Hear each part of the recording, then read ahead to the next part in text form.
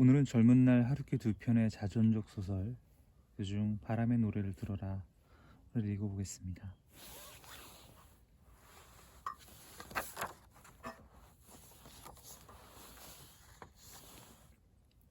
바람의 노래를 들어라.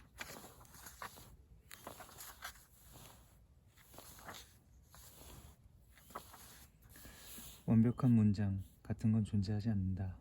완벽한 절망이 존재하지 않는 것처럼. 내가 대학생 때 우연히 알게 된 어떤 작가는 내게 그런 말을 했다. 내가 그 참뜻을 이해하게 된 것은 한참 지난 뒤였지만 그전에도 최소한 그 말을 일종의 위안으로 받아들일 수는 있었다.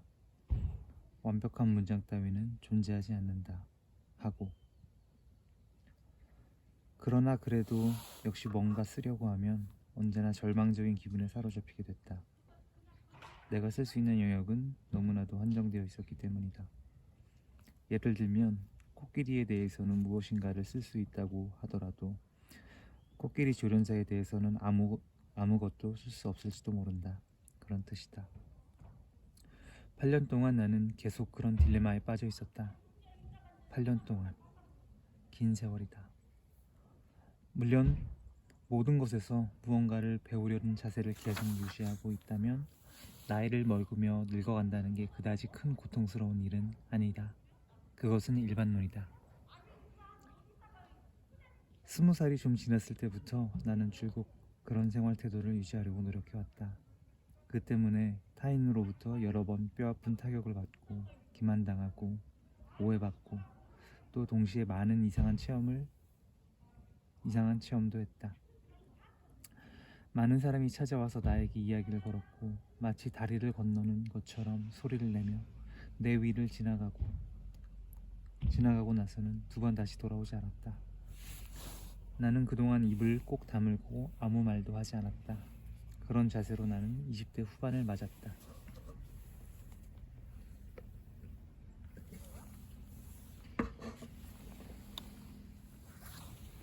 이제 나는 내 이야기를 하려고 한다.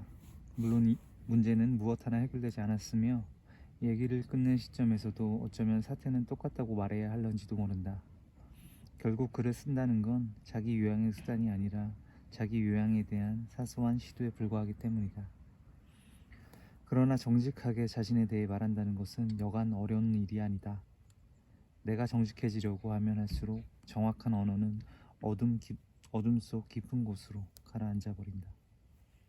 변명할 생각은 없다. 적어도 여기서 내가 말하려는 것은 현재의 나로서는 최선을 다한 것이다. 덧붙일 건 아무것도 없다. 그래도 나는 이렇게도 생각하고 있다. 잘만 되면 먼 훗날에 몇 년이나 몇십 년 뒤에 구원을 받은 나 자신을 발견할 수 있을지도 모른다고 말이다.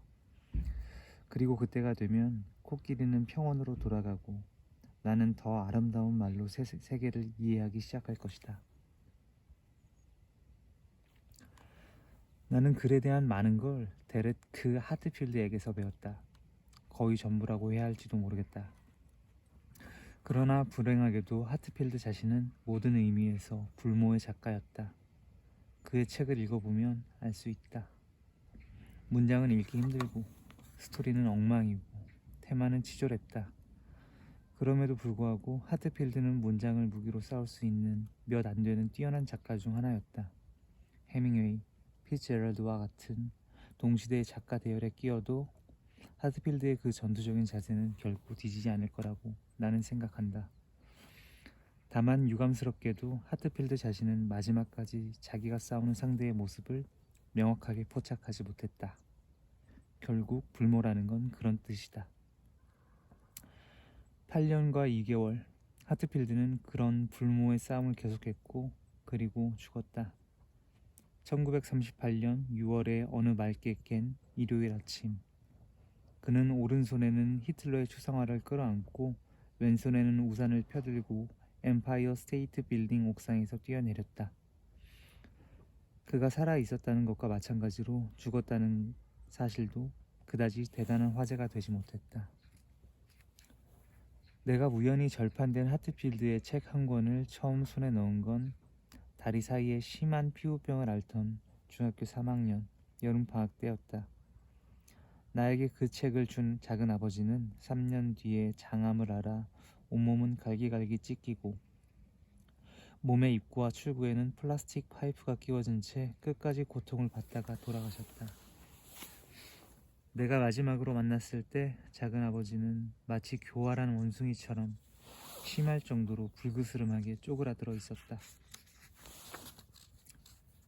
나에게는 세 분의 작은 아버지가 있었는데 한 분은 상하이의 교회에서 돌아가셨다. 전쟁이 끝난 이틀 뒤에 자기가 묻어놓은 지뢰를 밟은 것이다. 단 한 분, 유일하게 살아남은 셋째 작은 아버지는 마술사가 되어 전국의 온천지를 돌아다니고 계신다. 하트필드는 좋은 글에 대해서 이렇게 쓰고 있다. 글을 쓰는 직업은 단적으로 말해서 자신과 자신을 둘러싼 사물과의 거리를 확인하는 일이다. 필요한 건 감성이 아니라 잣대다. 내가 한 손에 잣대를 들고 겁에 질려서 주위를 바라보기 시작한 것은 분명히 케네디 대통령이 죽은 해다. 그로부터 벌써 15년이나 지났다. 15년 동안 나는 참으로 많은 걸 내팽개쳐왔다. 마치 엔진이 고장난 비행기가 중량을 줄이기 위해 짐을 내팽개치고 좌석을 내팽개치고 마지막으로 불쌍한 스튜어디스를 내팽개치듯이 15년 동안 나는 온갖 것을 다 내던지고 그 대신에 거의 아무것도 몸에 지니지 않았다.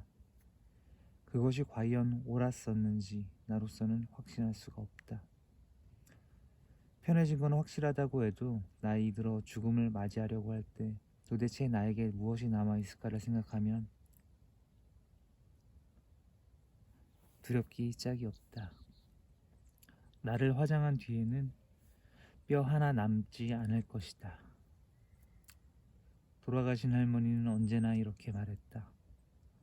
어두운 마음을 가진 사람은 어두운 꿈만 꾸지. 좀 더 어두운 마음을 가진 사람은 꿈조차 꾸지 않는단다.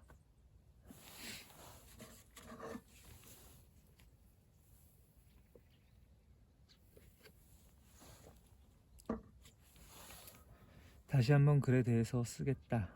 이것이 마지막이다. 나에게 있어서 글을 쓰는 건 몹시 고통스러운 작업이다. 한 달 동안 한 줄도 쓰지 못할 때가 있는가 하면 사흘 밤낮을 계속 썼는데 모두 엉뚱한 내용인 경우도 있었다. 그럼에도 불구하고 글을 쓴다는 건 즐거운 작업이기도 하다. 삶이 힘든 것에 비하면 거기에 의미를 부여하는 건 너무나도 간단하기 때문이다. 10대 무렵이었을까? 나는 그런 사실을 깨닫고 일주일쯤 말도 할 수 없을 정도로 놀란 적이 있다. 조금만 약삭 빠르게 굴면 세상은 내 뜻대로 되고 모든 가치는 전환되고 시간은 흐름을 바꾼다. 그런 느낌이 들었다. 그것이 함정이라는 걸 깨달은 것은 불행하게도 훨씬 뒤였다. 나는 노트 한가운데 줄을 하나 그은 다음 왼쪽에는 그동안에 얻은 것을 쓰고 오른쪽에는 잃은 걸 썼다. 잃은 것, 짓밟아 버린 것, 벌써 오래전에 버린 것, 희생시킨 것, 배반한 것. 나는 그것들을 마지막까지 모조리 쓸 수가 없었다. 우리가 인식하려고 노력하는 것과 실제로 인식하는 것과의 사이에는 심연이 가로놓여 있다. 어떤 긴 잣대로도 그 깊이를 측정할 수가 없다. 내가 여기에 기록할 수 있는 건 단지 리스트일 뿐이다. 소설도 아니고 문학도 아니고 예술도 아니다. 한가운데 선이 하나 그어진 한 권의 노트다. 교훈이라면 아주 조금 있을지도 모르겠다. 만약 당신이 예술이나 문학을 원한다면 그리스인이 쓴 걸 읽는 게 좋겠다. 참다운 예술이 태어나기 위해서는 노예 제도가 필요 불가결하기 때문이다. 고대 그리스에서는 노예가 밭을 갈고 식사를 준비하고 배를 젓는 사이에 시민은 지중해의 태양 아래서 시작에 전념하고 수학과 씨름을 했다. 예술이란 그런 것이다. 모두가 잠든 새벽 3시에 모두가 잠든 부엌의 냉장고를 뒤지는 사람은 이 정도의 글밖에는 쓸 수가 없다. 그리고 그게 바로 나다. 이 이야기는 1970년 8월 8일에 시작해서 18일 뒤, 즉 같은 해 8월 26일에 끝난다. 부자 같은 것들은 모두 똥이나 먹어라. 쥐는 스탠드에 두 손을 짚은 채 나를 향해서 우울한 표정으로 소리를 질렀다. 어쩌면 쥐가 소리친 상대는 내 뒤에 있는 커피콩을 가는 기구였을지도 모르겠다. 나와 쥐는 스탠드에 나란히 걸터 앉아 있었으니까 나를 향해서 일부러 고함을 칠 필요는 전혀 없었기 때문이다. 그러나 어쨌든 간에 쥐는 큰 소리를 지르고 나더니 언제나처럼 만족스러운 얼굴로 맛있다는 듯이 맥주를 들이켰다. 하긴 주위에 쥐가 지른 큰 소리에 신경 쓰는 사람은 전혀 없었다. 좁은 가게는 손님이 넘쳐날 지경이어서 누구나 다 큰 소리로 말을 주고받고 있었기 때문이다. 마치 침몰 직전의 여객선과 같은 모습이었다. 기생충이라고. 쥐는 그렇게 말하고 나서 무시무시하다는 듯이 고개까지 흔들었다. 놈들은 도대체 아무 일도 하지 못한다고. 돈 많은 체 하는 녀석들을 보고 있으면 구역질이 난다니까. 나는 얇은 맥주잔에 가장자리에 입술을 댄 채 잠자코 고개를 끄덕였다. 그러고 나서 쥐는 입을 다물고 스탠드에 올려놓은 가느다란 손가락을 모닥불이라도 쪼이듯 뒤집었다 젖혔다 하면서 몇 번씩이나 꼼꼼히 바라보았다. 나는 단념하고 천장을 올려다보았다.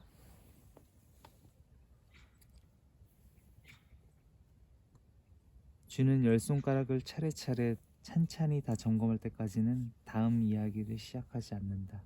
언제나 그랬다.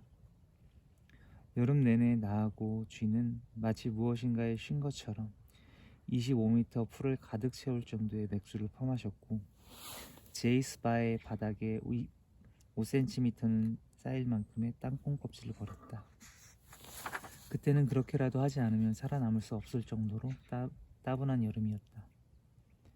제이스바의 스탠드에는 담배찐으로 변색된 한 장의 판화가 걸려 있었는데 나는 어쩔 도리가 없을 정도로 따분할 때에는 몇 시간이고 질리지도 않고 그 판화를 계속 바라보았다.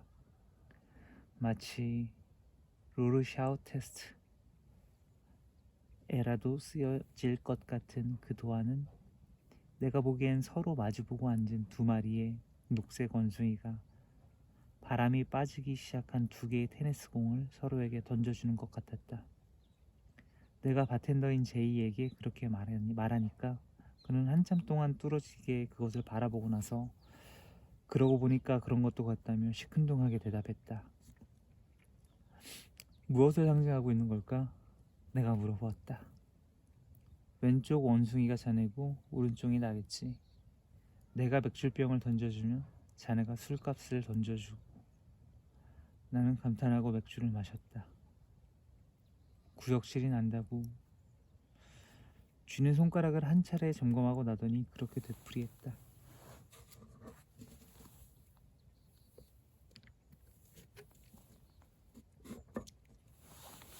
쥐가 부자들을 욕하는 건 어제 오늘 일이 아니고 또 실제로도 굉장히 증오하고 있었다.